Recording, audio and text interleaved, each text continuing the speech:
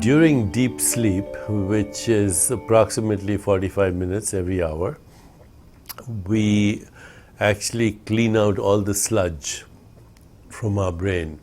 Our brain is very active actually in deep sleep. It also does what is called unconscious mental processing.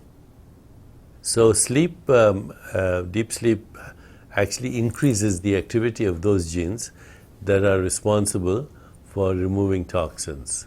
We also know that in dream sleep you release psychological stresses, and now there is new research that shows that there's a protein that gets activated that's part of your epigenome, which is like a chaperone.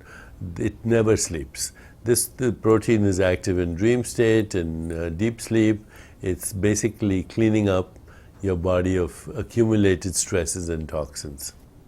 If you're sleep deprived, you have a high risk for obesity because there are certain hormones, they're known as ghrelin and leptin, that change your hunger and satiety levels.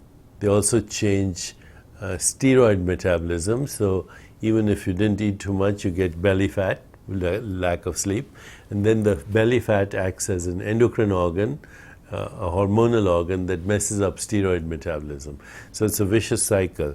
Deep sleep, therefore, is associated with inflammation, with leaky gut, with loss of creativity, a loss of energy, Alzheimer's, risk for many inflammatory disorders.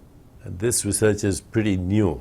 And deep sleep, which means about 7 to 8 hours of sleep every night without drugs or induced by alcohol, is absolutely essential for your body to remain in good health, to remove the amyloid from your brain that causes premature dementia and Alzheimer's, and to actually self-regulate the cellular activity in your entire body.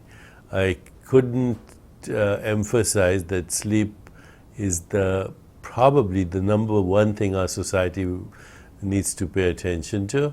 Most people in our society, 70% or so, are using a sleeping aid to sleep, which doesn't give you normal sleep anyway. So you're not refreshed in the morning, you're not getting natural sleep, and you're risking yourself to addictive tendencies as well.